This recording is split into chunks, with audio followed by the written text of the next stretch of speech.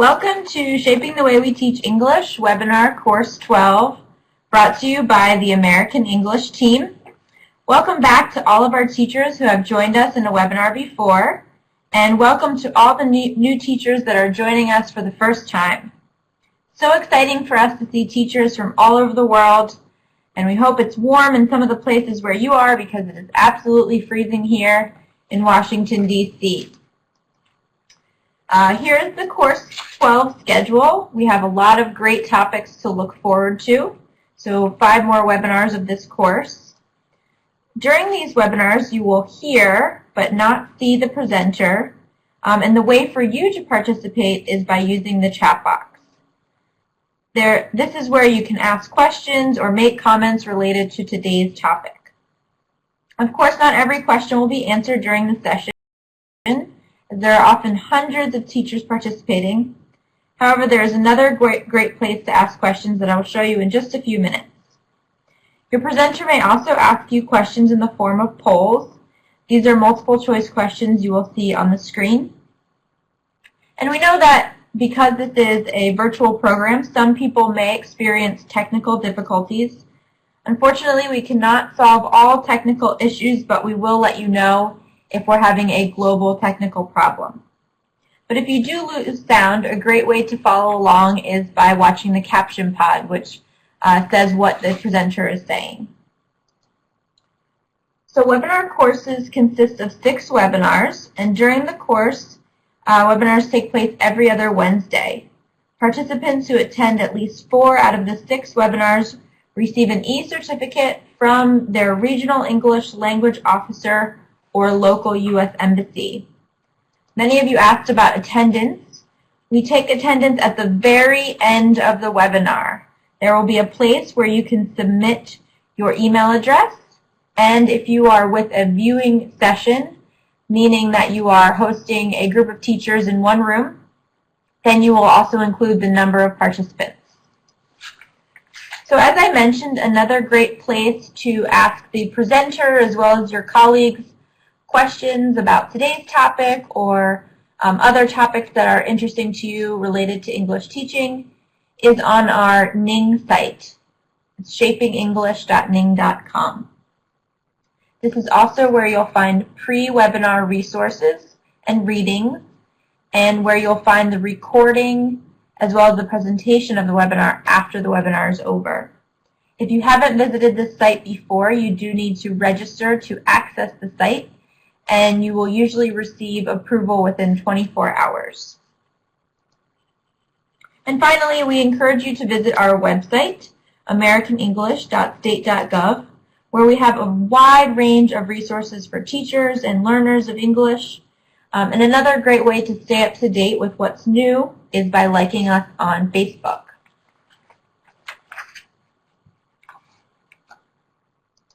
So again, welcome to the Shaping the Way We Teach English webinar, Assessing and Addressing the Learning Needs of Your Students, brought to you by the American English team at the U.S. Department of State. Today you'll learn about student motivation, learning styles, differentiated instruction, as well as specific strategies for vocabulary growth, critical thinking, scaffolding lesson plans, and managing diverse practices. Many of you may already know our presenter, but today with us is Daniel Lopez, an English teaching consultant currently based in Colorado. Daniel has been a teacher and teacher trainer all over the world and has a lot to share with us today, so let's give a warm welcome to Daniel. Thank you so much, Jenny. Hello, everyone. Greetings from Golden, Colorado, where it's the middle of winter and we have snow on the ground. I see a lot of familiar names in our chat room. Hello to my good friends Alejandra and Evelyn in Venezuela. I see a lot of good people in Mexico, all over the world. It's so great that everyone was able to join us today.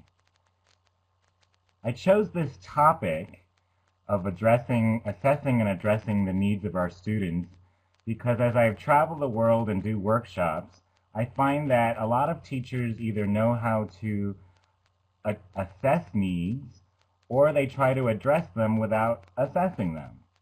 So it's a really good idea to do both. They have to go hand in hand. We can't do one without the other. We can't assess the needs of our students and then do nothing, or we can't try to address them without knowing what they are. So we're going to talk today about a bunch of different strategies and ideas related to these two concepts. I hope everyone can hear me okay. If not, just let us know. Okay, let's see what is on the agenda for today. I'm going to talk to you about my top 6 guiding principles for needs assessment and addressing needs. They are that teachers must know the student's context and needs. Obvious, right? Both students and teachers have to be motivated. Easier said than done. Number 3, teachers should employ appropriate learning strategies. We're going to look at a few of those, of my favorites. Number 4 is that variety is the spice of life. I love this. Number 5, challenge your students. And number 6, students have to take responsibility for their own learning.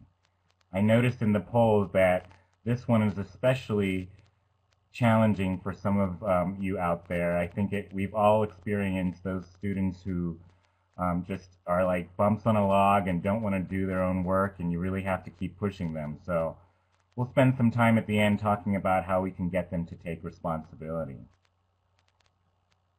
Okay. Like Jenny said, feel free to write questions in the chat box. I can't necessarily follow all of them at once, but we will stop every once in a while and see if you have any questions or comments you'd like to make. And this webinar was designed as a workshop, so the more interactive it is, the better. So I'll be asking for your opinion a lot. So get those fingers ready to type in some good answers for me.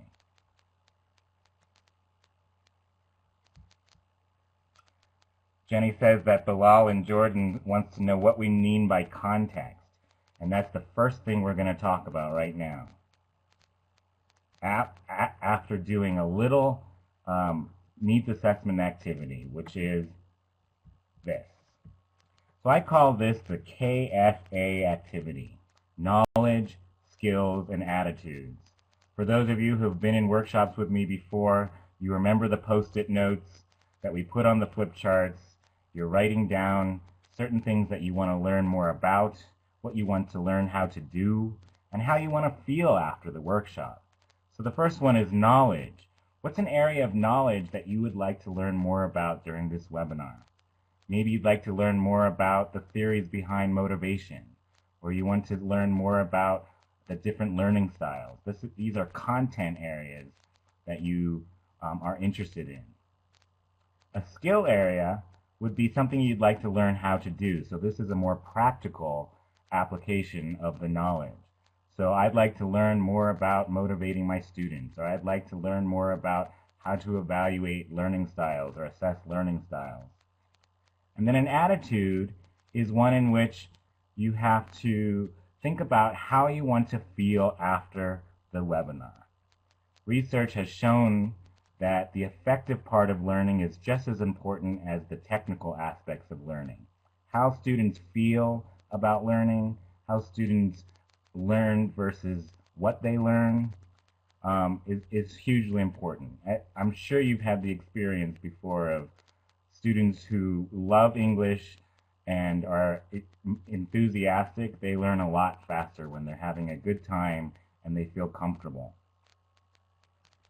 So choose one of those 3. You don't have to do all 3, but maybe a knowledge or a skill or an attitude that you would like to write in the chat box right now.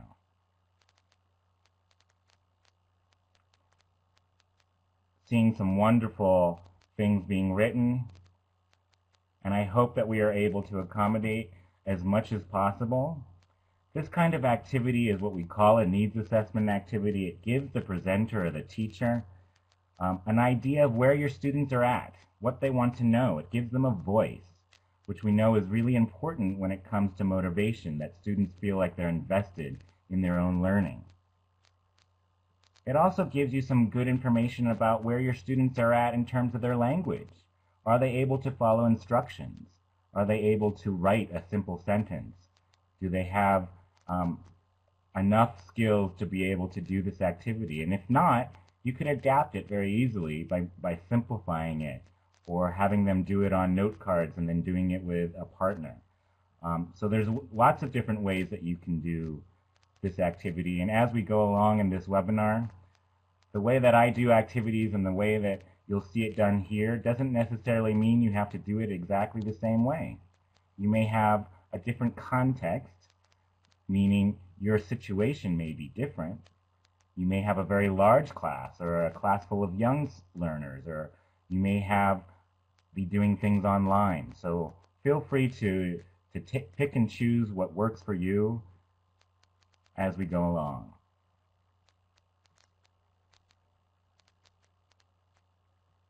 So we have some comments from Lafara, I guess, asking about how to motivate students, and we will definitely get to that a little bit later on. So let's start with rule number 1, and that is that teachers must know their students' context and needs. It sounds obvious, but a lot of time we don't take the time to actually ask these really important questions. We need to know, who are the learners? Are they young? Are they old? Are they boys? Are they girls? Are they from urban areas or rural areas? What is the profile of your learners? It's going to give you a lot of information about how to address their needs. Why is the English language needed? Are your students taking English so that they can get a good job, so that they can travel, or just so that they can graduate and get a diploma? Why is the English language needed? How and where will it be used, and with whom and when? Are your students speaking to or interacting with native speakers on the streets? Or are they using computers and technology? Or are they speaking with each other? Or are they not using English outside the classroom at all? So the answers to those questions will really inform how you go about teaching them. Why are the learners taking your class? Are they forced to? Or are they there because they want to be there? Do they have a choice in the matter?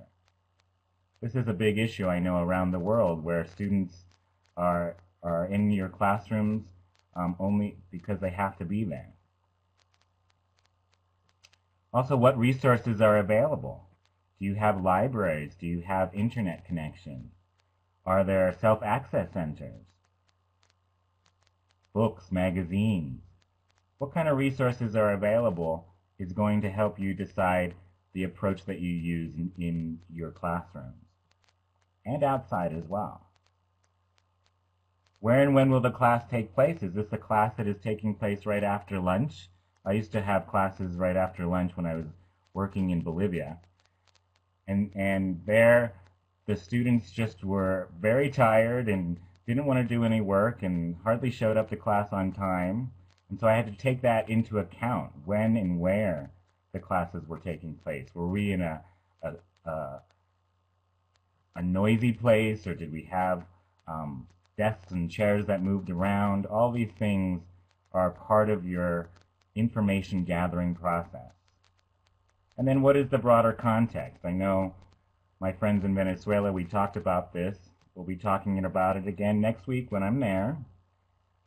When it comes to English, maybe having a political context, or thinking maybe that English is being forced upon or imposed by outside powers.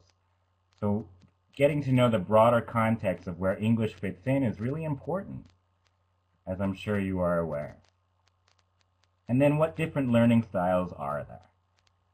That is going to be our next topic of discussion.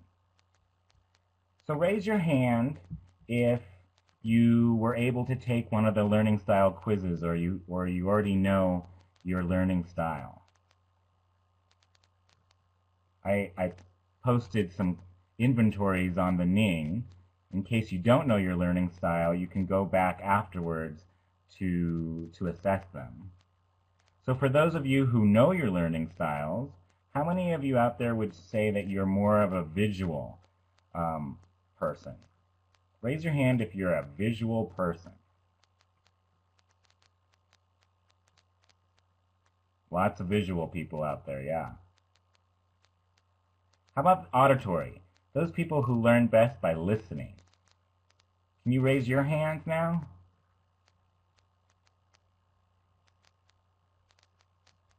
Yeah, this webinar is actually good for both of you because you're going to have some visual stimulus and also you're going to be able to listen.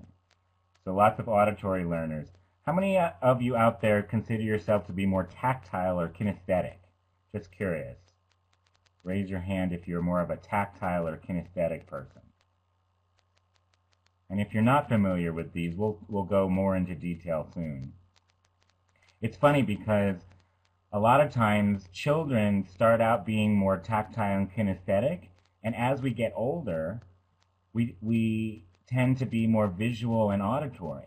So we lose that tactile and kinesthetic style as we get older because it's just not as common and as appropriate to be always touching and moving around when we get older. We're taught to sit in our desks and pay attention, which is unfortunate because I think when we're teaching children, we need to tap back into that tactile and kinesthetic style so that we can accommodate those children who just need to get out of their desks and move around and touch things all the time.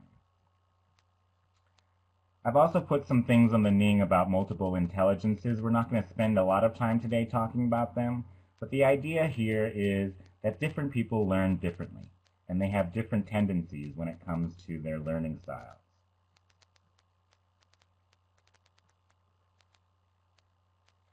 I see that the American space in El Salvador, there's some confusion, or they get confused between learning styles and multiple intelligences.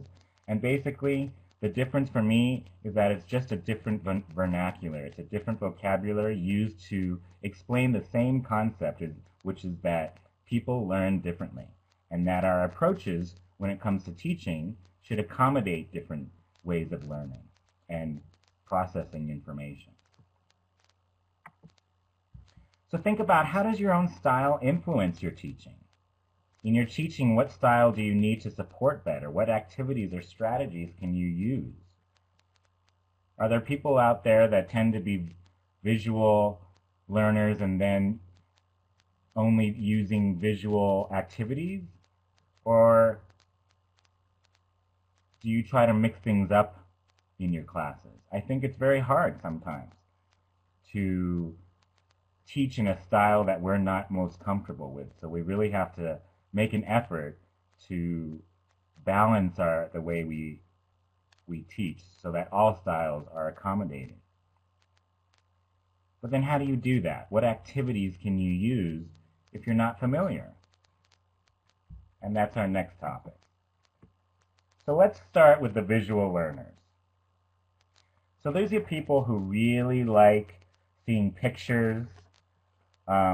They process information by looking at things. So they like posters and books and pictures and realia and flashcards. Graphic organizers are great for visual learners, and we're going to look at a few examples later on. One thing I like are word walls. Are you familiar with word walls? If you go into a US classroom, this is what you will see a lot of the time. The walls are covered by words and sentences, and we laminate our words and we put them on note cards and we can move them around and make sentences and put them into categories. It's a great strategy, especially for those visual learners who need to see what they're hearing and speaking so that they can process that information better, and it helps them manipulate the language. It's a great strategy. Raise your hand if you've ever used a word wall. Good. Great. Yeah, I have a word wall on my refrigerator, and every morning I wake up and make a new poem out of the words that I have on my refrigerator, depending on how feel that day. So I even do it at home. Okay, so let's look at the auditory learners. People who really learn what best through listening tend to like discussions and presentations, plays, songs. Music is really great for those people. Jazz chants, audio tapes, storytelling, small group and pair work. So auditory learners learn really well when it comes to being able to sit and listen. But one thing I wrote on the Ning is that those auditory learners sometimes have difficulty with speaking and writing activities, so that they're very good at receptive skills, but not so great when it comes to producing language. So we gotta push the auditory learners into to get out of their comfort zone a little bit. And then we have those touchy-feely, active people, the tactile kinesthetic learners who love hands-on activities. They like total physical response, getting out of their seats and moving around, board games, role plays, projects, field trips. These are the tactile and kinesthetic learners, and sometimes they can be a handful just because it doesn't seem like they have much of an attention span, or if we don't give them things to hold on to, they start touching each other, and we don't want that. So, you know, it's really important for you to come up with good activities, bring objects into the classroom that they can touch and feel, and then to make sure that they're just not sitting for very long, because if they are, they'll just get anxious and distracted. But like I said, we should all tap into our inner child and get back in touch with our tactile kinesthetic selves.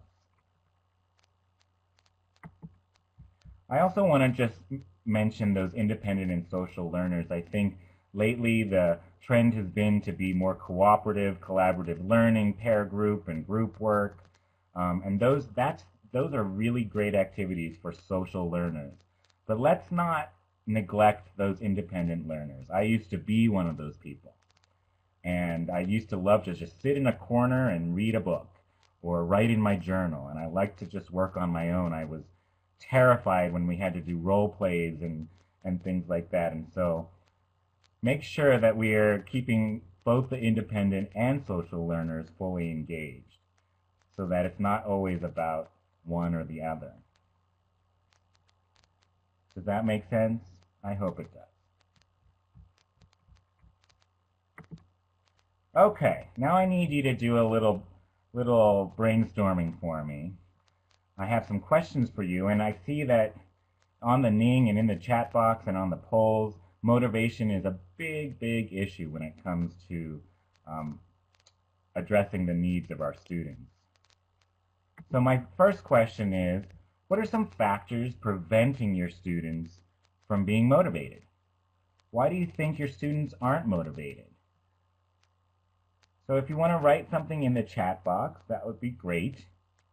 I know there's a lot of different answers to this question, including that sometimes us teachers are not very interesting and we bore our students, and so they end up being not motivated. Of course, that's not the case for any of you, right? So we see that boring topics, or that it's after lunch, or study materials are bad, or shyness, family, so some outside issues may come into play. That's absolutely right. I love that. Predictable teachers, lack of praise, good. Poor materials, yeah. So there's a lot of different factors that keep people from being motivated. And I think it's important for us to know those so that we know how to counteract them, or we know how to address them. So here's another question. What are some factors getting in the way of your own motivation? And because you're listening to this webinar, I know you're very motivated teachers, but I know there's days where you just get up in the morning and you're like, ugh, I don't want to go to class today. What are those days like for you? What do you think are some factors that get in the way of your own motivation? Some people say that the salaries are low. Yeah, we definitely don't get into English teaching because we're going to make a ton of money, right? A lot of you you have 2 or 3 different jobs just to make ends meet. It's amazing. Your schedules, yeah, poor materials, government issues. Excellent. Teachers are underrated. Gabrielle, I couldn't agree more. Uninspired students. Yeah, if you have students that aren't motivated, then that affects your own motivation. And I think it's really important for you to be aware of that and how your students' behavior affects your own state of mind. It's very cold. I like that. So my next question is, what are the consequences of not having motivated students and teachers? So when both of you are not motivated, what happens? What's the consequence? Nothing. No learning. Bad learning. Absolutely. It's the perfect storm, right? The polar vortex of motivation. Everyone doesn't want to be there, and you're not really inspired. Okay, now I'm getting depressed. So I want to now turn it around and ask you this question. What motivates you then? So if all these things happen, why do you still get up in the morning, day in and day out, and go to class when you have students that don't want to be there, and you're not making enough money, and your administration is difficult? Why do you keep doing it? What motivates you? The students, yeah. It's my job. I just love teaching, right? We wouldn't be doing this profession if we didn't love it. And I think a little goes a long way when it comes to motivation. When we have students who come up to us after class and say, oh, I really made a connection, or can you help me translate this song? They see the real value of learning English, and it's not just a subject to them anymore. I think those dedicated teachers out there, we get motivated by our students' reactions. We get motivated by collaborating with colleagues and doing professional development, things like this webinar and workshops and things like that. Yeah. It's amazing how many of you, despite all the obstacles, still love what you do. I think that's wonderful. So my next question is, what motivates your students? So we know what motivates you, and I think it's important to remind yourself of that every once in a while. Write down reasons for why you do what you do. But then what motivates your students? Me as a teacher, good. Good grades, yep. Sometimes there's external motivations. And then there's other internal motivations. Pleasing their parents, yeah, that would be external. Rewards, having fun, stickers, money. I hope most of you are not giving your students money to learn, but that is a motivator. Songs, yeah. Seeing results. There's one thing, though, that motivates students more than anything that research has shown, and that is, let's see if anyone can get it, sense of humor, that's close. Participation, prizes, good marks, interesting topics, respect, great. So the answer, there's many answers, but the one that I was thinking about was that students are motivated by, oh, there it is, Pilar in Peru says, being successful. And she's absolutely right. When students have a chance to show that they can actually achieve something and accomplish something, that is a huge motivator. It keeps egging them on. It keeps moving them in the right direction when they can be successful at speaking English, writing English, reading, all the different skills. So this is why it's really important that we don't give lessons that are too difficult or too easy to our students, because if they're too easy, they're going to get bored, right? If they're too difficult, then they're going to probably give up. So we need to really assess where they're at and then plan our lessons based on a little bit more challenging than where they're at, so we can kind of lead them on, but not too difficult or too easy. And sometimes that's a difficult thing to do. because you may have students that are at completely different levels. And we'll talk about differentiated instruction. Okay, so I'm going to give you 10 different commandments for motivating English language learners. And I have to give credit to my good friend Stephanie Hansen, who used to be the Senior English Language Fellow in Ecuador, for lending me this presentation and helping me put this together for you. I think it's a wonderful, easy way to think about motivation. I've also put on the Ning a handout that is 30 different ways for learning, for motivating students. And so if you're ever at a standstill and you don't know what to do next, go right to that handout and there's something on there that you could try. But I'm going to talk about the top 10 right now. The first one is that we have to present tasks properly. So my question is, how do you present tasks in a more motivating way? How do you do that?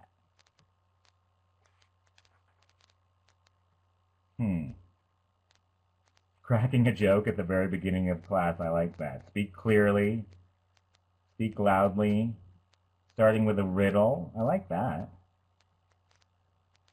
Icebreakers, yes, definitely. So how do you present these tasks in a more motivating way? Everything you are saying is absolutely correct. I would also add to make sure you state the purpose of the task. So if students don't understand why you're doing something, they lose motivation. Also, you need to show enthusiasm. Even when you don't feel it, fake it. There's times where you just have to pretend that you're enthusiastic just so your students will be. Also, connecting tasks with things students already like. So dipping into their own interests and hearing what they're interested in will really help you present those tasks properly. And present tasks as an opportunity, not as an assignment or a demand, but something that is going to be interesting and an opportunity for learning.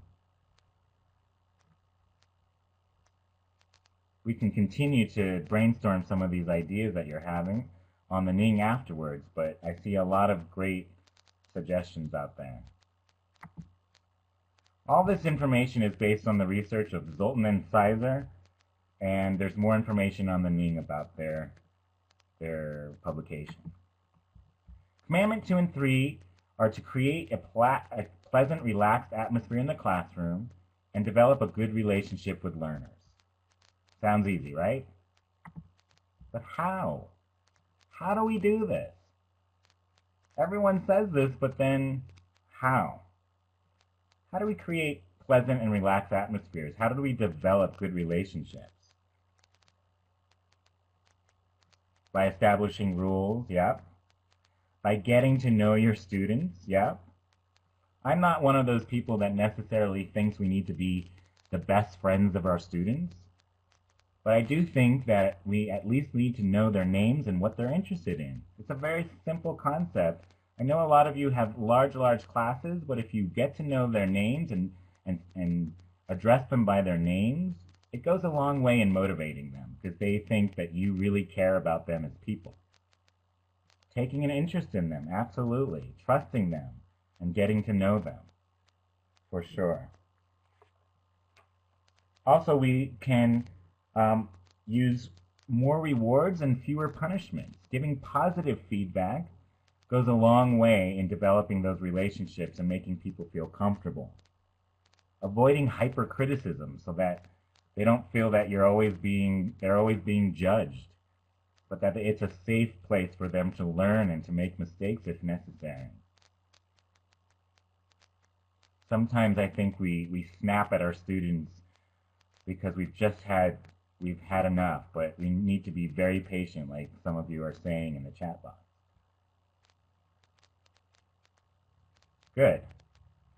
Great ideas you guys are coming up with. Wow. I wish I could go and watch you all in action. Number 4 and number 5. Number 4 is increase learners' linguistic self-confidence. So how do you increase their self-confidence? How do you get students to feel more confident about their own abilities? Whew, that's a hard one. But how do you do it? Compliment them, yeah. By not criticizing them, absolutely. So praise and encouragement goes a long, long way. When someone's feeling a little self-conscious and you tell them that they're doing a good job, they will never forget that. Yeah.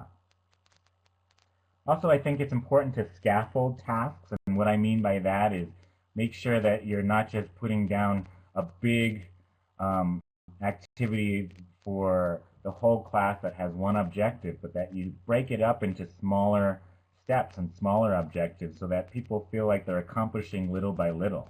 That'll help build their confidence. Teaching them communication strategies and balancing frustrating activities with maybe some easier ones every once in a while. And having them set realistic expectations for themselves. I had one student once who said, "Mr. Lopez, by the end of your class, I want to be fluent in English." And I said, well, good luck. Sometimes it's not possible. Sometimes you have to have a more realistic expectation. The other thing is to set a personal example with your own behavior. How can you do that? How do you show your students your motivation for learning English?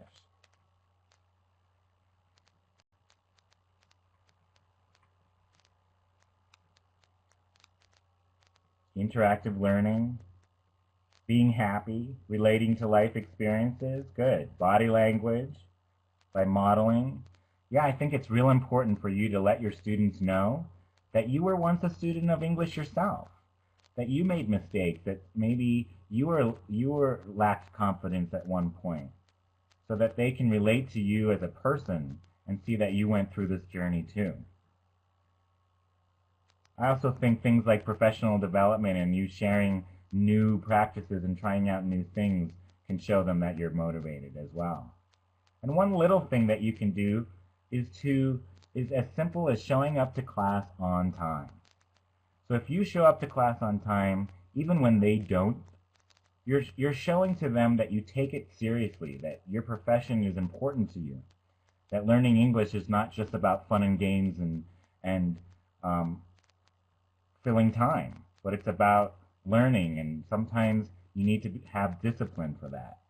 So showing up to class on time is one of the best things that teachers can do, because if you don't, your students never will either. Number 6 and number 7, make the language classes interesting. How do you make classes interesting? Of course, we all want to do this. There's no one out there that says, I want to be a boring teacher. But sometimes it's hard to think about how to make classes more interesting. So how do we do it?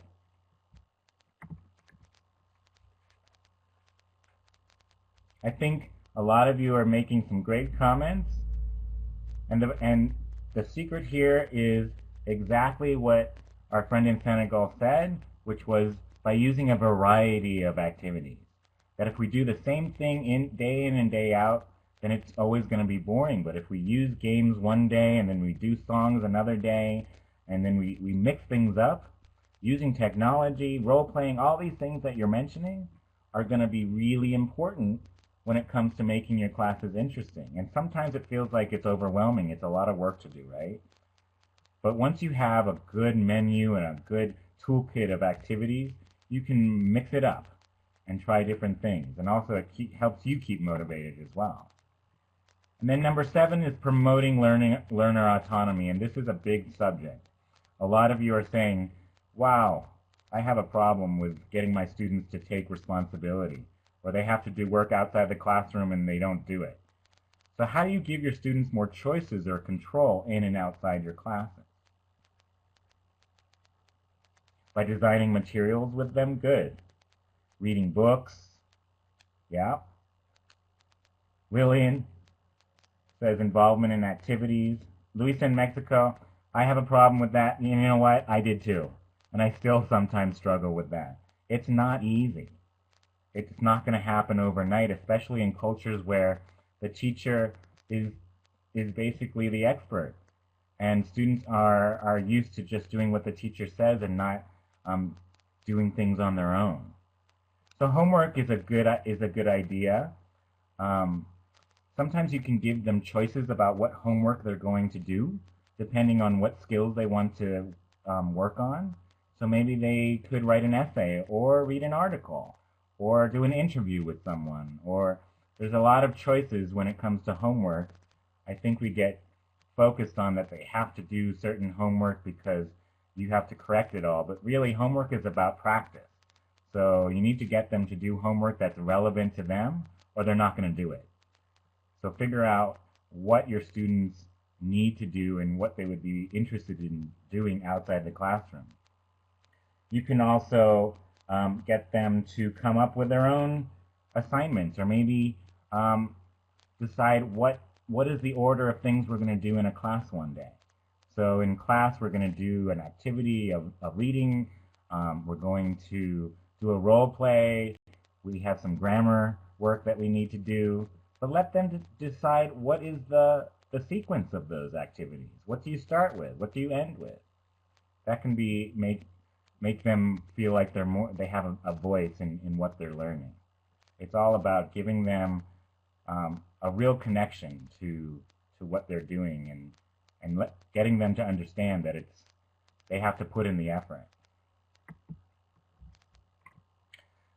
Commandment number 8 is personalizing the learning process. So we've kind of mentioned this already, but how do you make your activities more relevant to each student?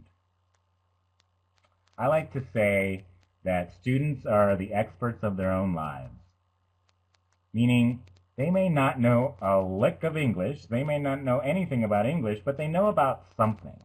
They come to your classroom knowing about their lives, about their families, about where they live, about their neighborhood, about their favorite foods, their sports teams that they like.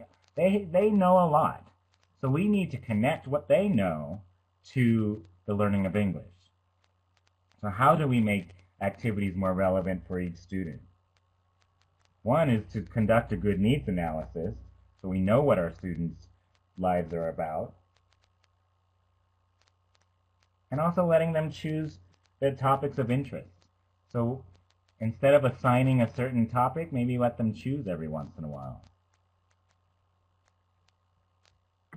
Number 9, increasing the learner's goal-orientedness.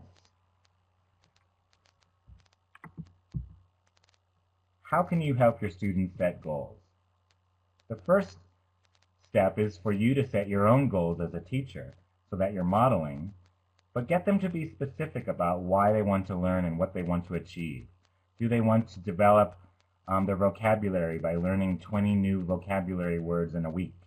Or do they want to create a resume so that they can do a job interview? Or do they want to connect with someone in another country over the internet? Have them become really specific in what they want to do, and it won't look the same for every student. Every student will have maybe a different goal. But get them to articulate it helps with motivation, so that we can hold them accountable as well. And then number 10, for those of you who know me, know it's my favorite thing to talk about, is to familiarize learners with the target language culture. I believe that language and culture are intertwined and can't be separated, so bringing culture in the classroom can be a huge motivator. So you got to find out which culture your students are interested in. How can you incorporate that culture into your lessons? Do any of you have some ideas about how to do this? Telling them about your own trips, that's good. Celebrating holidays, yeah. English clubs, stories, showing them videos. Good. Photos, cooking class. Oh, I want to be in your class, Aline. Holidays, good. History. Hey, do you think it's important that you have to be from a certain culture in order to teach about that culture? I don't. I think teachers are bridges. They are there to connect students from one culture to another culture, so that if you're not from the United States, you can still familiarize your learners with the United States, or maybe they're interested in Australian culture or pop culture or some other culture. But I think including culture in the classroom is so much fun, and there's a lot of different ideas that we can share with each other about how we do that. But you're on the right track for sure. So all of these 10 things are strategies for motivating our students. Hopefully one of them you can take and try maybe even tomorrow in your class. So let's move on to rule number 3. Teachers should employ appropriate learning strategies. So we have information where we've talked about motivation, and now we got to get our students to actually remember what we're teaching them. So some tools that you can use to get your students to understand, learn, and remember new information. Remember, our brains are like little filing cabinets. The better that we can organize the information, the more that we're able to retain that information and then to reuse that information later on. So I'm going to give you 11 examples of how you may be able to do this with your students. The first one is to make predictions. So teach your students to look at pictures and titles and subtitles and guess what the text is about. Okay, here's an example of what I mean by prediction. So you come into class and you see this written up on the board. So what do you think the topic is that we're going to be talking about? Anyone? Har wheat. Never heard of that. Oh, Jules in Senegal, you're so good. All right. If you didn't know that this is maybe a scrambled word, I would give you this, a little visual clue to think about, well, what are we going to be talking about today? And all of you smart people out there are getting it. We're going to talk about the weather today. So this is just a way to get people focused on the topic of the day, to get them to predict what they're going to be talking about or reading about. Really helps them kind of focus in and get invested in what they're learning. The second thing is inferencing. So teaching your students to guess the meaning of new words by using context clues like cognates and pictures and content. Some of our students spend so much time looking up words in the dictionary, but really what native speakers do is if they don't understand a word, they kind of look around what else is around, what words are they familiar with that maybe will give them a clue. I know for those Spanish speakers out there, a lot of the cognates that we've talked about before are words like transportation or education, words that are similar in one language than they are in another language. Be careful though, because sometimes the false cognates can get your students confused. So we need to make sure that they understand that there are words out there that aren't necessarily cognates, but they think they should be. Like in Spanish, we say things like library or actually. So the English equivalent or the Spanish equivalent wouldn't necessarily be the same. So be careful with those. The next strategy is imagery. So encouraging your students to make mental notes, mental pictures or draw pictures to help them remember certain concepts or words. I think as students get older, we stop drawing, and I don't understand why that is. I love to draw in my classes, and most of my students really enjoy it as well, and so getting them to draw something or visualize what they're going to be learning. So that leads us to some of these graphic organizers that I'm sure many of you already use. The first one is a webbing. What do I mean by webbing?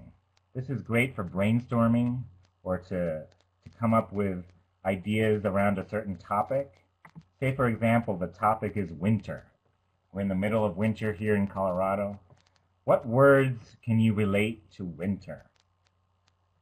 See if you can write them in the chat box. Snow, cold. Good. Clouds, fog, scarf. Great. Coat. Yeah, so this gives your students a chance before they do a writing activity or a speaking activity to develop more vocabulary and to think about words that are associated to other words and how they relate to each other. It's a way of organizing thoughts.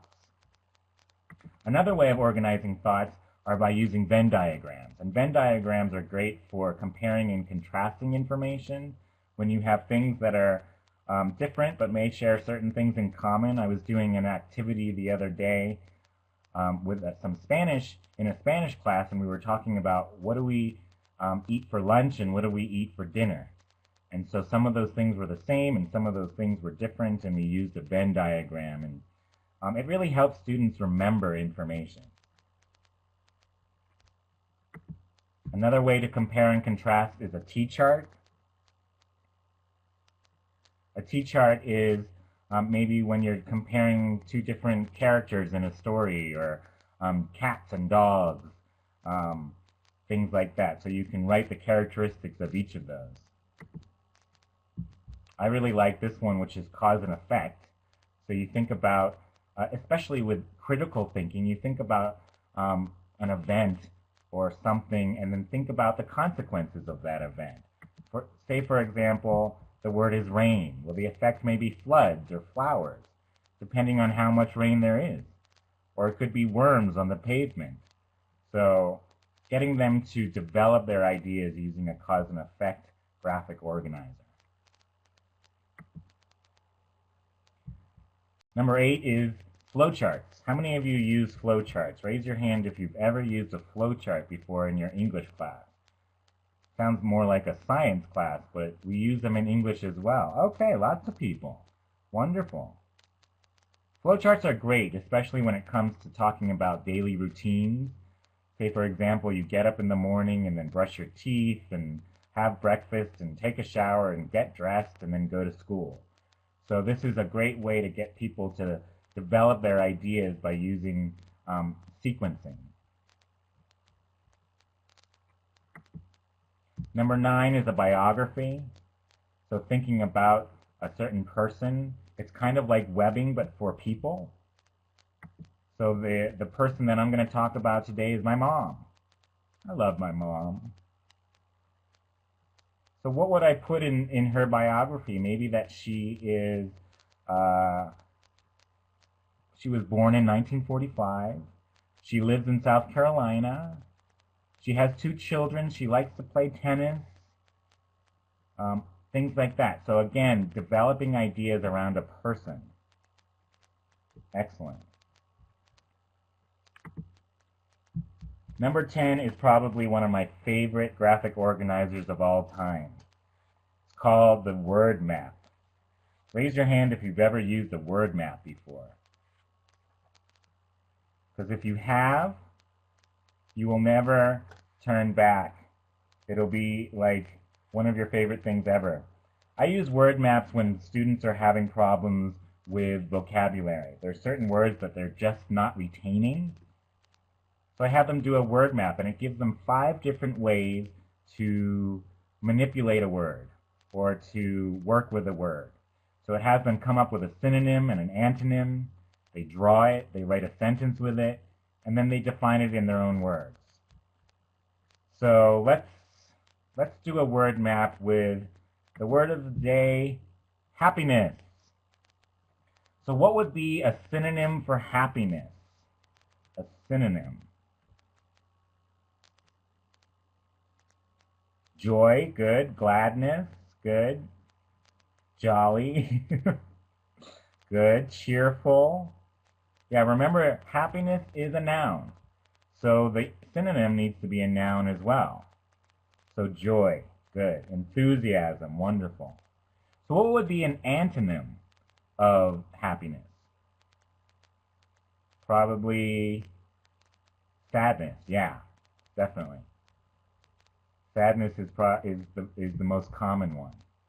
So I'm not going to have you draw it in your chat box, but think about maybe you would draw a picture of a happy moment or when happiness exists. And then write a sentence with it. Happiness is teaching. Happiness is all about my family. And then defining happiness in your own words, which would be something like a situation when you feel joy because of a certain event in your life. Okay? So I think you get the point. But I guarantee you, if you use word maps in your classroom, your students will never forget these words because they've used it in so many different contexts. It's a great strategy. It's a great learning tool. And then the last one is word substitution. So teaching your students to use the words that they do know to get their point across, and not necessarily looking up every word in a conversation. Kind of gets in the way of communication when you have to stop and look up every word.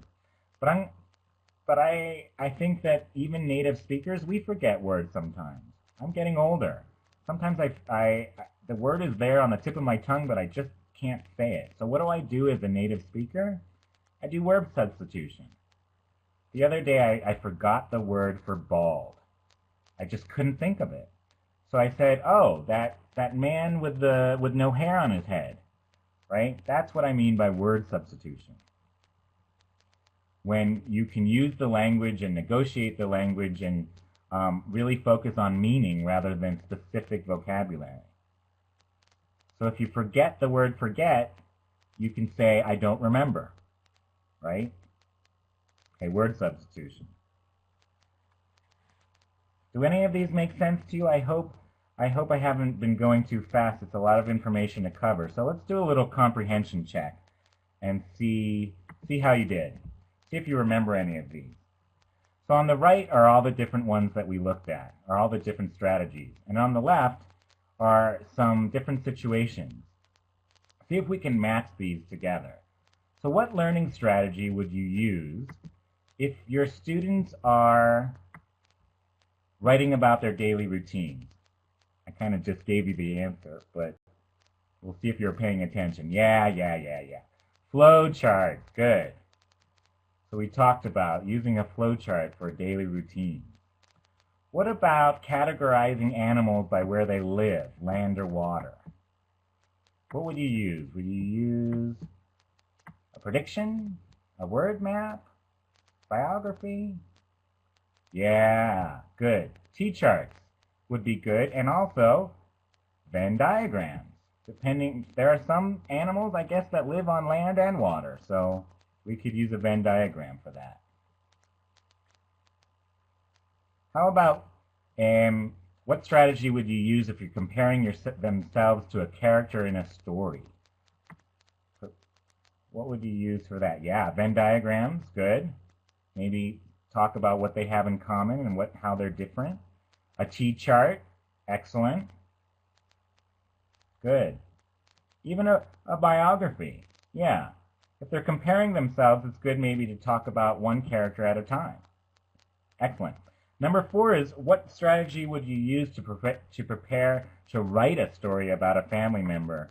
And that's where I would say, ding, ding, ding, ding, ding, biography. Good. How about preparing to read a story? What strategy would we use if we're preparing to read a story? Oh, good. Gabriela in Mexico says prediction. Absolutely. I would say prediction would be a good answer for that. You could also use imagery, right? Maybe get them to imagine the story before they read it. And then the last one says, what strategy would you use if your students are developing ideas to write a paragraph? What do you think? To write a paragraph. Yeah, webbing. Great. Good for brainstorming, definitely. Inferencing, possibly, yeah. I even would say possibly the use of a flowchart. So if you're talking about the process of writing, you could say you need to come up with a title and then write a thesis statement and an introduction. And you could walk them through the process of writing by using a flowchart. Great. You guys are definitely paying attention. So let's move on to the next section because we're right about at the top of the hour. And that is rule number 4. Variety is the spice of life. So would you consider your style of teaching to be more teacher-centered, learner-centered, or a mixture of both? I asked you this on the Ning and also got some great answers. So people are saying that some of them are more teacher-centered, some are more learner-centered, some are a mixture. I find that a lot of people have some confusion about what I mean by teacher-centered and learner-centered. So let's take just a second to look at what these two things actually mean, because it can be confusing. And I have put a lot of resources on the Ning for those of you who are less familiar with these concepts to follow up and to look at this more in depth. So let's start with teacher-centered. In teacher-centered instruction, the main objective is to convey information. The philosophical view is that language is a system of repeated habits, and that the learner role is more passive. So the methodology would be lectures or demonstrations, drills, reading aloud. It's largely a deductive show-and-tell way of teaching. The learner-centered methodology, on the other hand, the main objective is to change behavior. The view is that language has to be practiced authentically, and that the learner role is more active. The methodology tends to be question and answer, problem solving, small group work, and it's largely inductive. So I want to make one thing really clear right now. I don't think that one of these is better than the other. I think that we have to have a balance, and that there's times where teacher-centered instruction is more appropriate when we're trying to convey information, right? Learner-centered instruction tends to be more appropriate when we want them to practice certain skills. So it's not about one or the other or either or, but it's about knowing when to use which. So let's take a little comprehension quiz and see if you captured this information. I know it can be complicated. So I'm going to ask, we're going to look at a few different activities, and I want to see if you can tell me which of these activities, are they more teacher-centered or learner-centered? And sometimes it's a combination, but think about what is the predominant feature? So when students take turns reading aloud, is that more teacher-centered or learner-centered? So write in the chat box if you think this is more teacher-centered or learner-centered. Teacher, learner, okay. There seems to be a difference of opinion, which is fine, because this is not easy. You would think when students take turning reading aloud that this would be student-centered or learner-centered, because the students are doing it. But actually it's teacher-centered. And why is that? It's because it's not necessarily about the teacher. It's about where are people's attention. So when students take turn reading aloud, one student is reading and everyone else is just listening to that student. So really the focus is on one person at a time. It's not the teacher, but it is a teacher-centered methodology. Because everyone else, their role is more active, and more passive, I mean. Does this make sense? I hope I'm not confusing you even more, but it's complicated. So let's look at the next one. Students read silently. Is that a teacher-centered or learner-centered methodology? Learner. We have a lot of learners. Both, someone says. Confusing, someone says. Yeah, I get it. Okay, this is a learner-centered methodology. Because what happens is that every student reads in their own pace.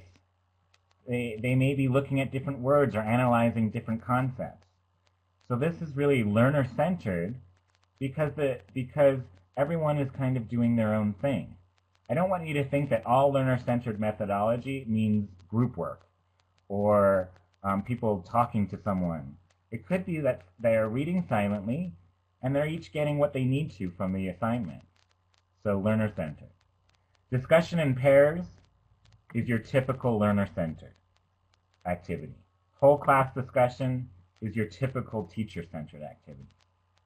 Students preparing role plays in small groups, what do you think about that? Would that be more teacher-centered or more learner-centered? Yeah, this one's definitely learner-centered because every group is doing something a little bit different. Okay? The students present their role play. When they present their role play, though, it tends to be more of a teacher-centered methodology, because where's the attention of everyone when a group is presenting their role play? It's on that group. So for those students presenting the role play, it's learner-centered, but for everyone else in the classroom, it's a teacher-centered methodology. So yes, Mark, in Morocco, it's about attention. It's about where's everyone's attention. I see a lot of it depends, and I think you're right. I think sometimes, depending on how you do the activity, it could be a combination, or you could use one of each. So what about students copying information from the board? Oops, I just gave the answer. So students copying information from the board is a learner-centered methodology. Why? Because every student is doing it at their own pace. They may be doing it with different handwriting. So this is an example of why learner-centered methodology isn't always good.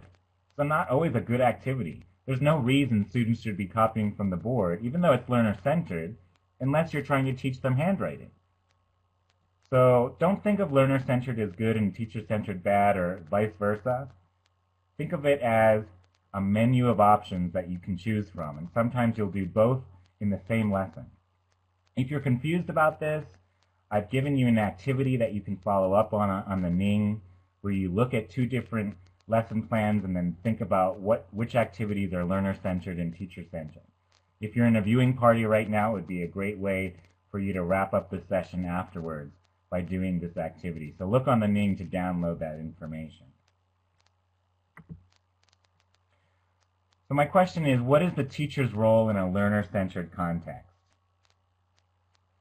For those people who are used to being in a teacher-centered environment, what needs to change when you start doing more learner-centered activities?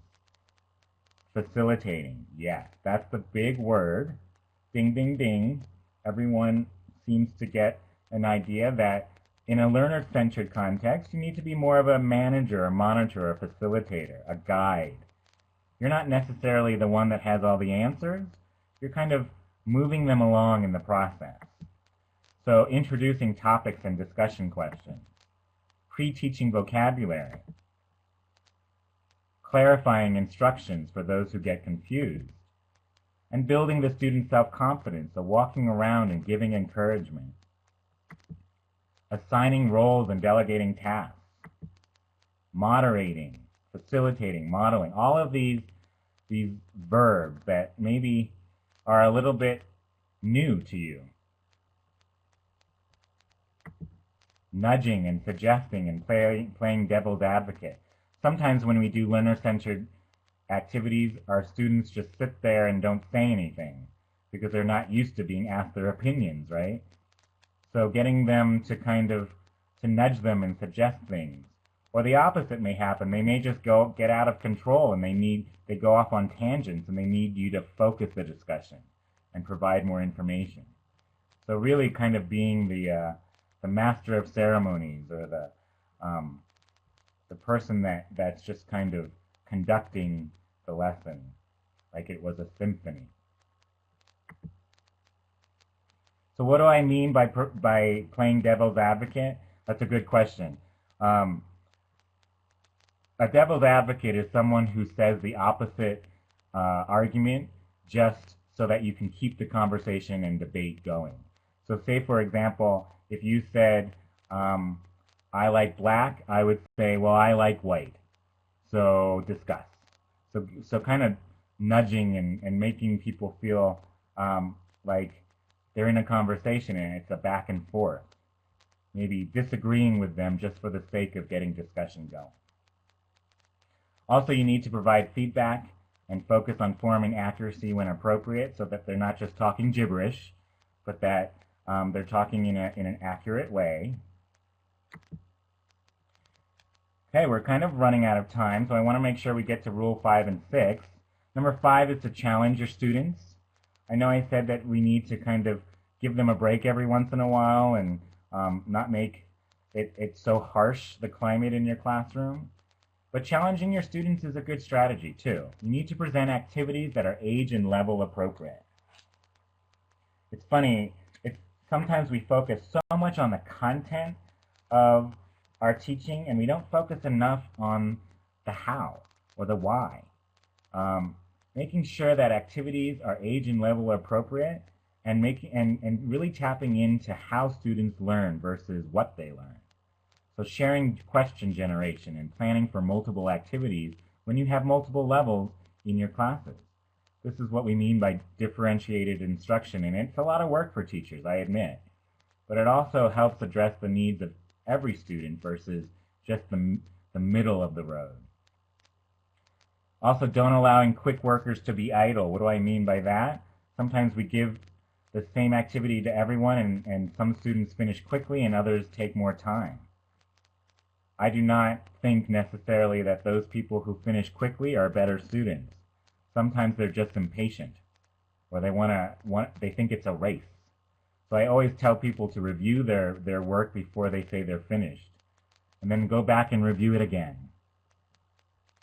But if they really do finish quickly, then they can maybe do another activity or start on their homework, or they can help students who are struggling and be mentors. And then this last one is reducing TTT. Someone in Quito says this, right? So trying more tasks and less teacher talk. And I always think of the acronym WAIT. What do I mean by WAIT? Does anyone know what that acronym stands for? If anyone can tell me what WAIT means, I'll give you a special prize. Jose in Mexico, you should know this because we've talked about this together. Okay, I won't make you suffer anymore. WAIT means, why am I talking? So if I don't have a good excuse for what I'm saying, then I should just shut up and let my students do the talking. So sometimes we find ourselves just talking and talking and talking like I'm doing right now, and our students just tune out.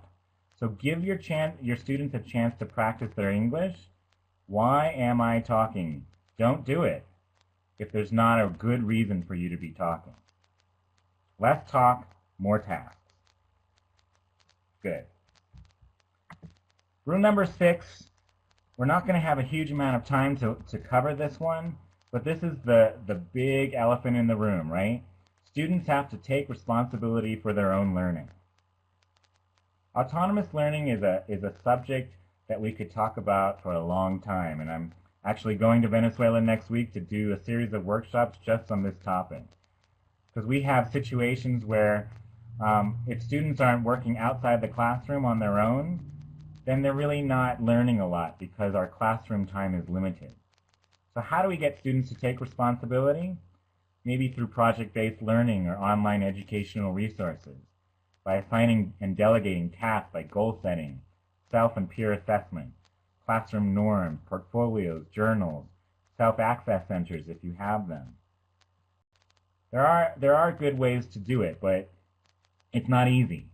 And I think what Booker T. Washington says here is really important. Few things help an individual more than to place responsibility upon him or her, and to let him or her know that you trust him or her. Right? So if we don't take the leap of faith, if we don't give them the responsibility, they're not going to take it. So we have to jump in. We gotta try and see, and let's give our students some credit. These are smart kids. These are smart adults who, if you give them the responsibility, most of the time, they will run with it. But it won't happen overnight, and it may take some time. But yes, we do have to trust our students. You could be the Mother Teresa of teaching or the Gandhi of teaching, the best teacher in the world. And if your students don't want to take responsibility, then they're not going to learn. So we need to meet them halfway, and they need to meet us as well. Right? Okay. So here are the 6 different principles again. Teachers must know their students. context and needs, motivation, learning strategies, variety, challenge, and responsibility. Did any of these resonate with you? Do you think that you can maybe take some of this information and apply it to your own situation? Number 4, yeah. All of them, good. These are simple concepts, but it takes a lot of practice and preparation. And we are here at American English to support you however we can. So I want to leave you with a few final thoughts, which are: students learn best when their needs are addressed and a conducive, active, and engaging learning environment is established. They are involved in the design of learning and given the chance to make choices. And they learn best when the course material builds upon what they already know and the topic is of direct relevance and utility to their lives. This is my Bible. This is my mantra when it comes to teaching. I always have to remind myself of these things. So take this with you. This is my gift to you. So for those of you who maybe are in a viewing party or want to interact with me on the Ning after this webinar, I want you to reflect on one activity or concept that we discussed today. Write a short paragraph about how you can maybe adapt or apply it to your current teaching situation, and then think about what kind of reactions your students may have and what challenges you may face, and how will you overcome them. This will be good fodder for discussion as we continue this topic, because obviously we can't cover it all in an hour and a half. But I think we've made a good dent. We started with some great conversations, and I really appreciate everyone writing their thoughts and ideas. So I just want to leave you with a few inspirational quotes. One is: the mediocre teacher tells, the good teacher explains, the superior teacher demonstrates, and the great teacher inspires. And I'm sure that you will all be inspirational teachers after watching this webinar, right? We also like the Mark Twain quote that says, "It is noble to teach oneself. It is still nobler to teach others." I know that there's a lot of things that get in the way of motivation, but you all have chosen the most respectful career, and I have a lot of respect for those of you who chose to be English teachers despite all the obstacles in our way. So everyone pat themselves on the back and give themselves some kudos for doing this day in and day out. I know it's not easy, but your students really do appreciate it. So a teacher affects eternity. He or she can never tell where his or her influence stops. And I think that's so true. You may think that some of your lessons are just bombing, but really your students in the long term, 5, 10 years down the line, will remember what you did for them. You'll always have leave a positive impression. So keep up the good work. I want to thank everyone at the Office of English Language Programs, and Jenny and Heather and Curtis. I want to thank you for tuning in today, and I hope to continue this discussion on the Ning at shapingenglish.ning.com, and keep looking back at americanenglish.state.gov for other resources and things that we will share with you. All right, thank you for joining us today, and go Broncos in the Super Bowl, yay!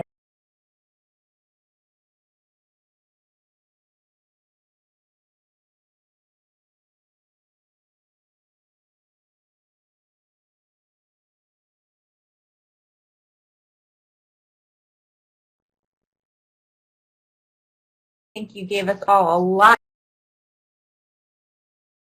to think about, a lot of new ideas to try in our classrooms.